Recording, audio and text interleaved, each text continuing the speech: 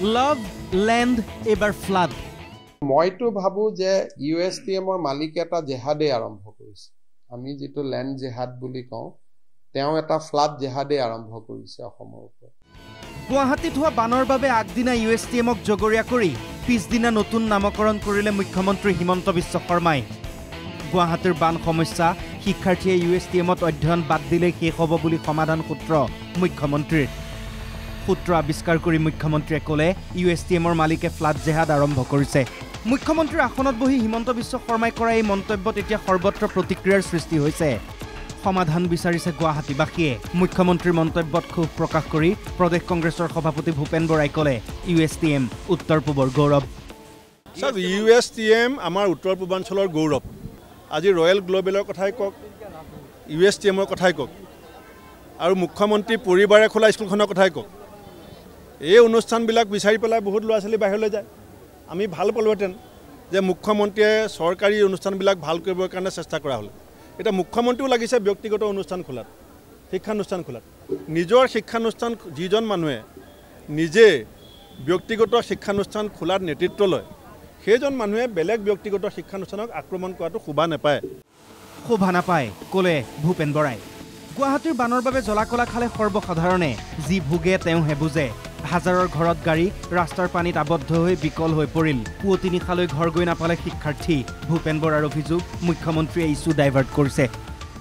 মুখ্যমন্ত্ৰী ডাঙৰীয়া এতিয়া ইছ্যু ডাইভাৰ্ট কৰিবৰ কাৰণে তেখেতৰ বেলেগ কোনো বিকল্প নাই, কোনো উপায় নাই। হিন্দু মুছলিম কৈ থকাটোৱে তেখেতৰ এতিয়া নৈত্য নৈমিত্তিক এটা কাৰ্যসূচীত পৰিণত হৈছে। আৰু সেইকাৰণে আমি অসমৰ ৰাইজক সজাগ কৰিব বিচাৰিছোঁ যে অসমৰ ৰাইজে মুখ্যমন্ত্ৰীৰ ব্যৰ্থতা, ভিজন ডকুমেণ্ট বাস্তৱিত কৰাত ব্যৰ্থতা, আৰু তেখেতে যে পুঁজিৰ অভাৱত মাহে মাহে লোন লয়, আজি লোন লৈ পেলাই যে তেখেতে কেতিয়াবা ক'ব পাৰিছে নেকি যে উত্তৰ পূৰ্বাঞ্চলৰ গোটেই মুখ্যমন্ত্ৰীকেইজন বহি বানপানী গৰাখহনীয়া সমস্যাটো সমাধানৰ কাৰণে আমি কেন্দ্ৰক হেঁচা দিম বুলি। সমস্যা সমাধান আৰু গুৱাহাটী বানপানী তেখেতেহে কৈছিলে নাইকিয়া কৰিম বুলি, 100 দিনৰ ভিতৰত নাইকিয়া কৰিম বুলি তেখেতেহে কৈছিলে।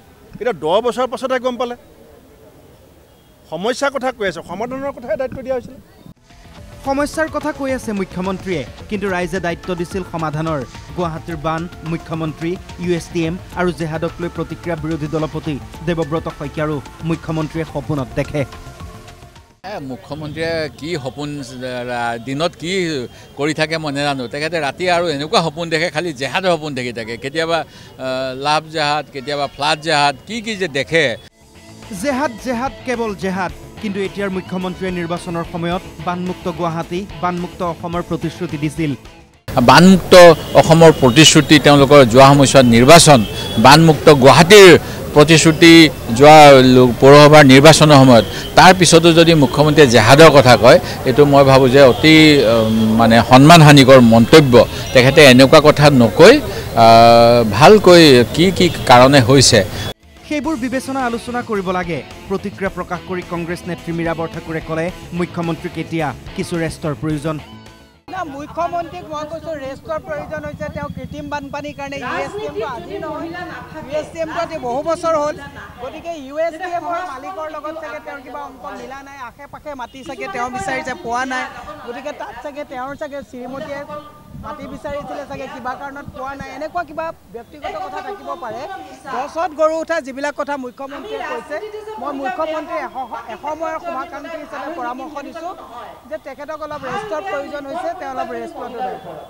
বিধায়ক ৰফিকুল ইছলামে পৰামৰ্শ আগবঢ়াই ক'লে মুখ্যমন্ত্ৰী এইটো নিৰ্লজ্জ বক্তব্য তেখেতৰ। মুখ্যমন্ত্ৰী নিজৰ ব্যৰ্থতা ঢাকিবলৈ 1 ঘণ্টা বাৰিষা হ'লে গুৱাহাটী মহানগৰ গোটেই পানীৰ তলত বুৰ যায়।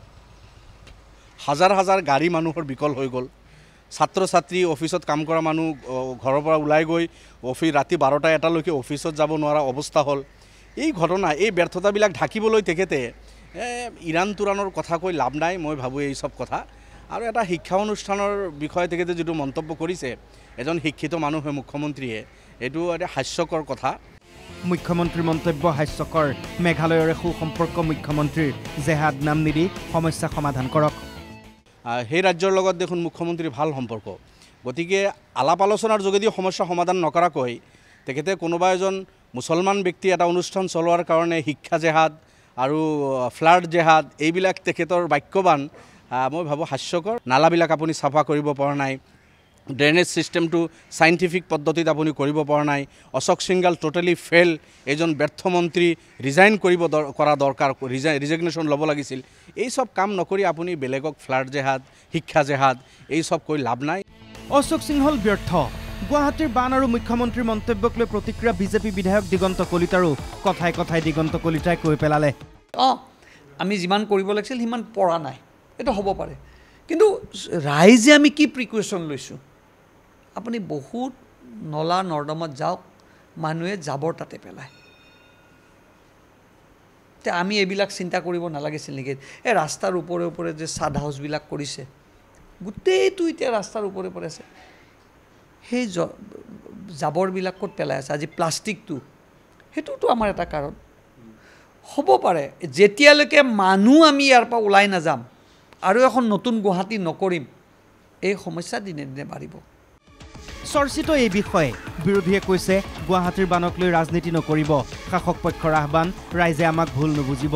বুজাবুজি পাছৰ কথা, গুৱাহাটীৰ বহু অঞ্চল এতিয়াও পানীৰ তলত। Bureau report, NKTV+।